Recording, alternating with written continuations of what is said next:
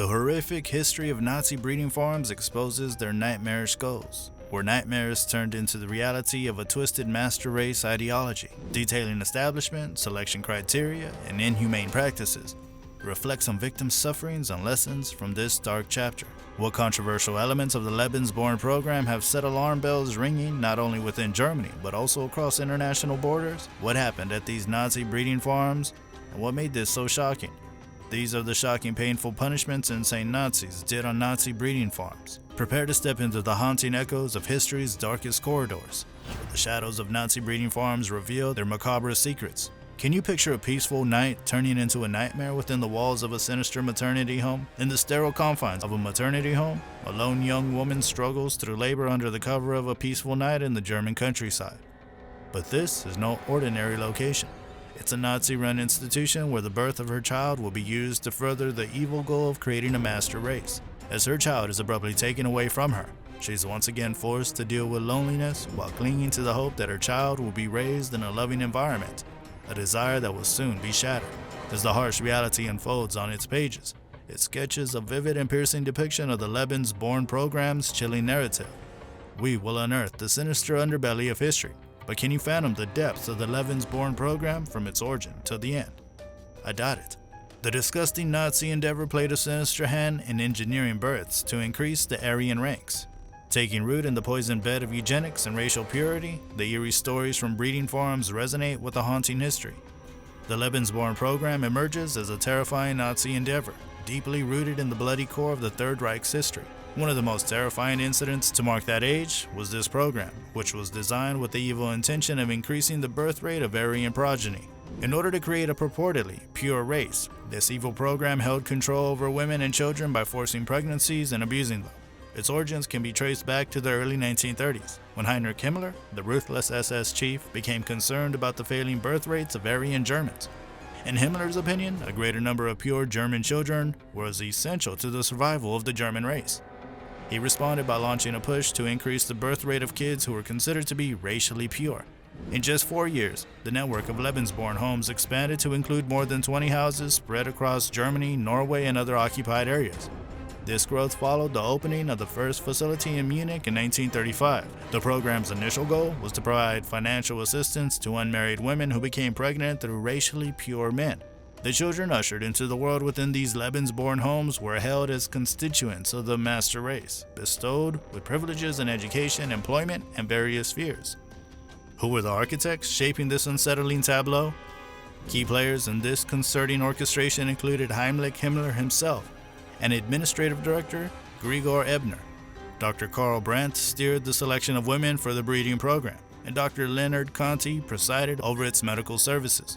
Himmler was shown to be the mastermind behind this revolting invention, using the biggest brush to paint its evil-looking scene. He stood as the driving force behind the expansion of the program. The administrative director, Gregor Ebner, was in charge of guiding the development and running the Lebensborn residences. He served as the conductor of the Disturbing Initiative Symphony, orchestrating fundraising efforts and managing the program's financial resources. The program grew at an alarming rate under his direction, much like a wildfire consuming the forest floor. The program's sinister aims were pursued through tactics that could make your blood run cold, including the forcible impregnation of women. Victims who were deemed to be ethically pure were selected as unwitting pawns on a dark chessboard. They were forced to mate with their alleged counterparts, whether or not consent existed. Numerous lives were affected by a vortex of unimaginable cruelty, spanning from the horrors of rape to the suffocating grasp of coercion. The evil plan of Lebensborn went even further into the world of the young, attempting to take racially pure kids away from their families and communities. To what degree were the lives of these children impacted by this, and how was their life there? These homes, which were designed to spread Nazi ideology, were like incubators of hatred for these defenseless children. Here, propaganda was used to indoctrinate minds as physical and psychological brutality wrecked innocent people's innocence. Thousands of children too carried the wounds of medical experiments and the horrible sentence of forced sterilization, leaving a chapter of incomprehensible brutality behind them for all time. How did the Lebensborn program go about handpicking candidates, and what yardsticks were used to determine their eligibility? Before we answer those questions, hit that like button and subscribe to this channel for support and upcoming videos. The careful procedure of choosing the candidates was essential to the Lebensborn program, Women who met the strict requirements were urged to have children with men who also met the requirements, regardless of their marital status.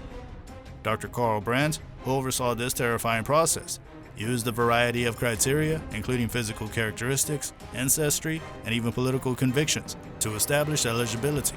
Women who satisfied the criteria for racial purity frequently underwent medical exams as a final assurance. The program promoted procreation and provided racially pure mothers with resources and financial support in order to increase the number of Aryan newborns. Perhaps the most disturbing facet of Lebensborn lay in the shadow of forced pregnancies and the cruel treatment meted out to women and children within its walls.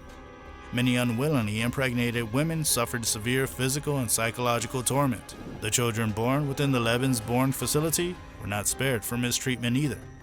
These innocent souls were frequently torn from their families and communities. They were reared in environments tailored to cultivate the toxic doctrine of Nazi ideology.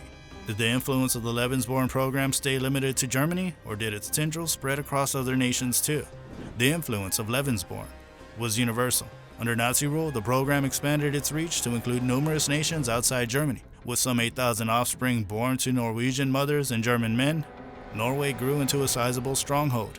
There, the grim roots of the program quickly took root and supported a network of maternity homes and nurseries. Yet in Norway, the program's cruelty stood out. Women were forcefully impregnated by German soldiers, and their children were often separated from them and placed under German family care. The program's operations were also observed in Austria, which played a key role in assisting the adoption of kids with Aryan qualities who were predominantly fathered by SS soldiers. The ultimate goal was to increase the number of racially pure descendants and build a pool of potential Nazi Party supporters. The Lebensborn program deeply embedded racism and eugenics aim generated the disturbing debates that surrounded it.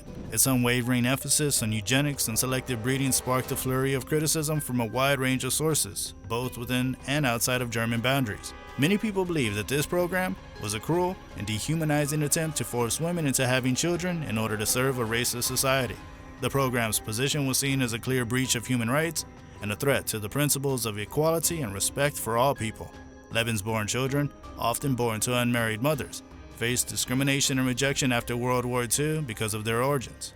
These children struggled with significant difficulties after being abandoned by their own families and communities, despite their relentless struggle to fit into the fabric of society. The immovable barriers of prejudice and discrimination stand in the way of their acceptance. The legacy of the Lebensborn program is woven into a complex tapestry that is still the source of debate and contention today. The intricate history and ramifications of the program continue to engage the minds of many, resonating with larger issues concerning racism and discrimination. Resistance to Lebensborn was not solely confined to Nazi Germany. It incited opposition from Allied forces and communities across Europe, who perceived it as a threat to their very essence. In order to avoid further glorification of the Lebensborn, these forces aimed to destroy their facilities and remove all traces of their past. A striking reminder of the horrors of Nazi philosophy and a call to action for the spread of tolerance and respect for all people. Lebensborn legacy is a paradox. It simultaneously made a lasting impression on conversations about reproductive rights and eugenics. The ethical ramifications of genetic engineering and selective breeding are a focal point of contemporary eugenics debates. These discussions are troubled by the specter of the Lebensborn program's potential consequences. This history emphasizes the necessity of using them responsibly and ethically and serves as a somber warning against the edge of such practices. The issues over reproductive rights are also affected by Lebensborn's reverberations. Its open contempt for the rights of women and children serves as a harsh reminder of the need to protect these rights at all costs. How did the lessons learned from the Lebensborn program help to prevent future tragedies and promote the protection of women's and children's rights? Comment below and don't forget to subscribe to this channel.